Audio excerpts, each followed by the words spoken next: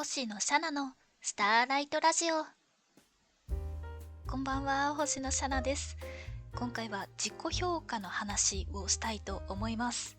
いや、唐突ですよね。いや、でも自己評価って難しいよねって思ったんです。ほんと急すぎるんだけど。いや、経緯があるんですよ、経緯が。聞いてください。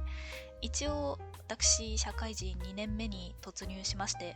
そう、入社からもう1年経ったんだって。そう、録音してる時期的にもう1年以上は経ってるんだけど、そうなんですよ。でね、奇跡的に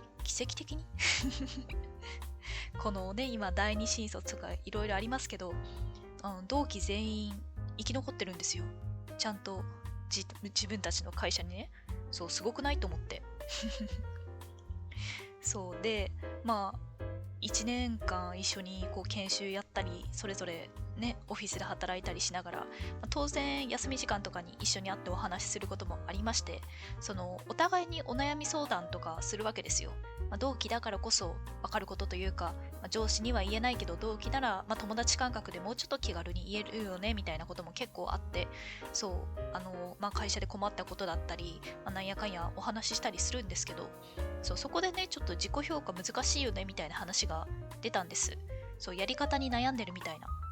で、その時は、私はもう完全に聞き手だったので、私はこんなんかな、ペラペラって薄っぺらい発言をして、相手がすごい納得しちゃった感じだったんで、申し訳ないなと思ったんですよ。そうだからね、改めてこう自分の自己評価についての考え方というか、私はこういうふうに思ってるっていうのをちゃんと言葉として喋れるようにまとめとこうかなっていうところで今回録音しております。はい。でね、早速自己評価の話をしていきたいと思うんですけど、まず前置きとしてね、私、自分嫌い嫌い人間なんですね。そう、なんかね、前にも言ったような気がするんですけど、私ね、本当にね、自分の声とかも好きじゃないし、なんか多分顔とか見た目とかも全然好きじゃないし、なんか歌うの下手だって分かってるくせになんで歌ってみた出してるんだろうみたいな。そういうタイプの人間なんですよ。そう、だから自己評価、評価みたいなシートは出さずとも、それなりにね、気にしてる方だとは思うんです。そう、なんだろう。嫌いな人ほどよく観察しちゃうみたいなのあるじゃないですか。そう、あれが自分に対して怒ってる感じで、そう、だから内省なんですかね。っていう意味で自己評価は結構よくしてるつもりです。そう。でね、結構びっくりされるんだけど、私入社してから毎日仕事をした日日記書いてるんですよ。そう、1年続いたの。だから2年目もちょっと頑張ろうと思ってるんですけど、そう、毎日日記書いて、しかも月締めでね、なんかレポートじゃないけど、手紙形式、お手紙、ちゃんと便箋とか使ってよ。そう、手書きで振り返りとかをやったりしてんの。そう、だから私は365日足す12ヶ月分だ年400弱の振り返りをしていることになるわけですね。そう。そうやってね、すごい何回も何回も繰り返しながら私は自分という人間を嫌いだなって思いながら見つめてるんですけど、はい。でもね、ネガティブになりすぎてないと思うの、最近は。昔は本当に嫌い、マジで嫌、みたいなそう、内心もね、ずっとそういう風に思いながらいろいろ評価書いたりしてたんですけど、最近はもうそれじゃいけないなっていう気がしてて、そう、ここ1年ぐらいはね、できたことはちゃんとできたって思いつつ、直さなきゃっていうところは直さなきゃっていう風に、ちゃんと正直に書けるようになってきたと思うんですね。だから内容的には、ネガティブ全振りにはなってないはず。ある程度客観的にというか公平に評価できてるように思うので、自己評価をするときに結構ネガティブになりがちというか、どうしても減点方式で見ちゃう方とかいらっしゃると思うんですけど、なんかそういう人たちにとってもヒントになればなっていうことで、今回ちょっと話してみようかなと思ってラジオの題材に取り上げております。はい、でもう一個前置きをするとですね、会社でもやっぱ自己評価ってするんだなっていうのは社会人になってから思ったことなんですけど、そう、学校とかで散々評価されてきたじゃないですか、私たちは。ねえ、通知表とかもありましたし、テストにもね、なんかつけられる人とかいましたよね。100点とかだけじゃなくて、なんか A プラスとか、なんか B マイナスとかありましたよね。私はあった気がするんですけど。そう。で、なんかどうしても学生は、他人から評価されるみたいな印象が強いのかなって一瞬思ったんですけど、でもそうでもないよなとも思うんです。自分で評価する機会もゼロじゃなかったはず。そう具体的にって言われるとね、ちょっとあんまり出てこないんですけど、でもランク付けしないタイプのいわゆる感想、これをやってみてどうでしたかみたいなタイプのやつ、あいつも感想とは言いつつ自己評価になると思うのね。そう結局あれをちゃんと真面目に書こうとすると、どういうところがどうだったので自分の勉強になりましたとか、どういうところがどういう風になっちゃって次は改善したいと思いましたみたいな書き方するじゃないですか。あれってABC とかのランクはついてないけど、実質やってることって自己評価と一緒だと思うんですよ。だからやってる機会は決してゼロじゃないはずと私は思います。そうでね、実際、他の企業さんはどうか知らんけど、うちはやってるんですよ。そう私は会社でも自己評価をちゃんと入れなきゃいけないし、目標に対してね、設定した目標に対して半年とか1年とかでその目標に対して自分がどんな風に行動できたかとか、実際結果どうだったかみたいなのを、ちゃんと入力して、でその上で上司と面談とかするんですよ。すごい学校を思い出しちゃうよねあったよね、2社面談とか3社面談とかさ。そうでね、もっと生々しい話になると、その評価って結局お給料につながるからねっていう話をよく聞かされるんですよ。いわゆるボーナスとかですね。だから学生時代のそういう小さい自己評価の機会、感想を書いたりとか、他人の評価を受け取って面談した時にどういうことを話すとか、そういうのって結局社会人になっても使うスキルなんだなっていうのを感じます。だからね、本当に学生の方はね、そういう感想文とか真面目に書く練習した方がいいよ案外使うんだなっていうことにすごい気づきましたので、やっておいて損はないと思います。という長々と前置きをしたところで、自己評価に対するね、私の考え方を述べていこうと思うんです。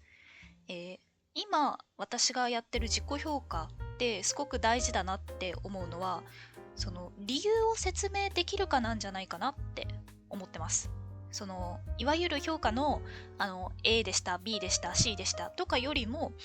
なんで A なのかなんで B なのかみたいな、そこを結局説明できなきゃいけないんだなっていうのをすごい感じてる。でね、これ説明するのが難しくって、なんて言ったらいいんだろうね。とりあえず例だけ出すんですけど、例えば会社の話で言うと、すごい極端な例だから、みんな社会人がこんな生活っていうわけじゃないですからね。例えば一月の残業時間5時間を目標にしていました。で実際一月終わったら6時間でしたと。1時間オーバーしちゃいましたみたいな場合ね。でそれをある人が、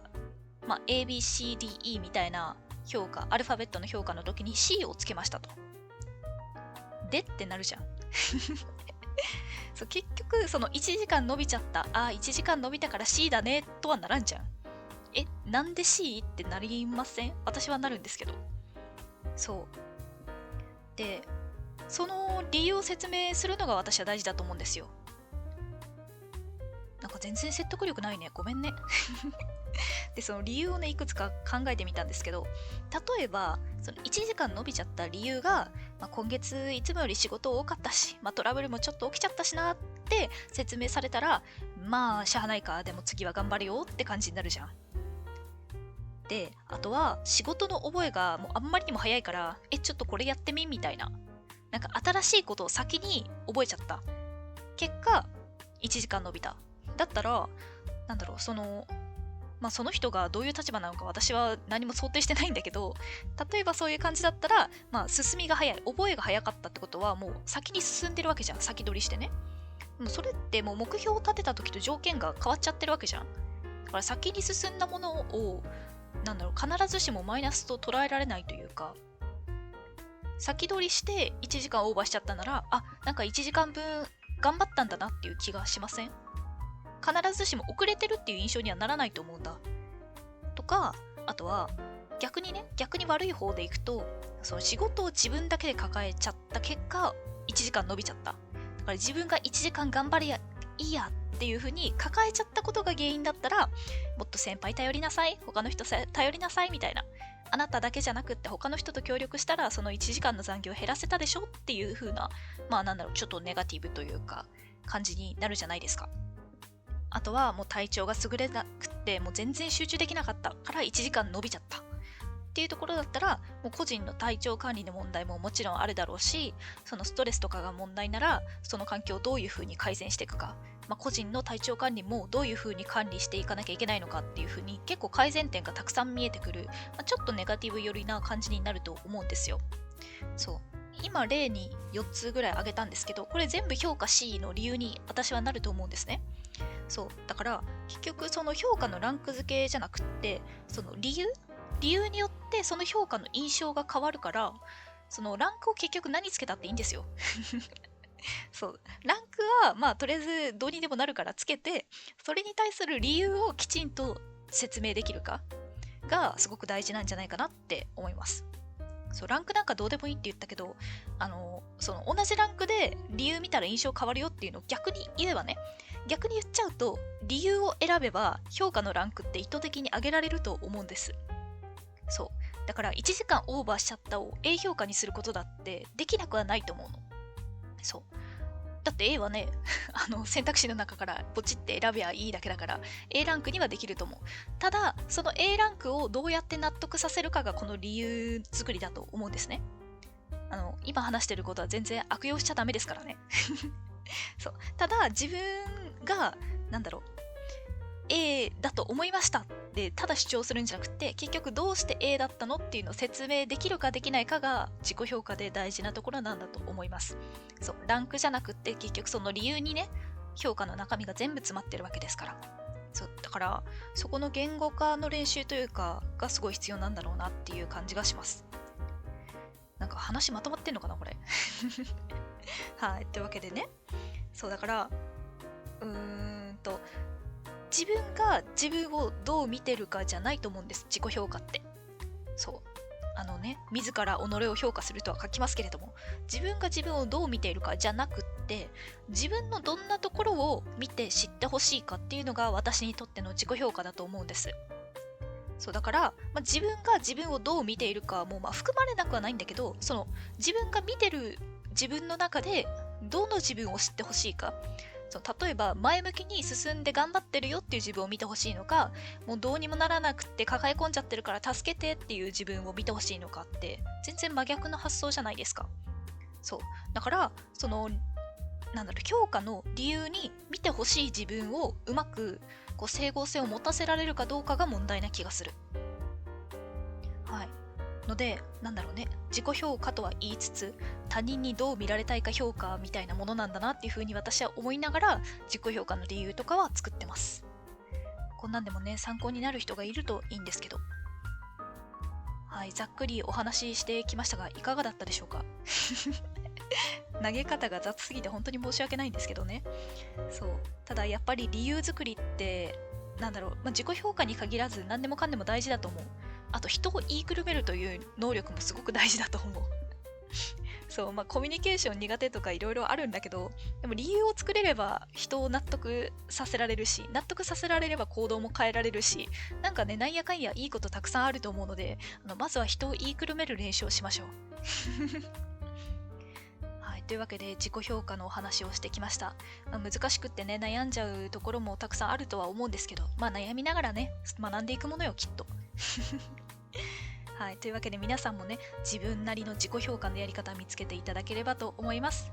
はい、というわけで今回はこの辺で終わっていこうと思います。お相手は星野シャナでした。おやすみなさい。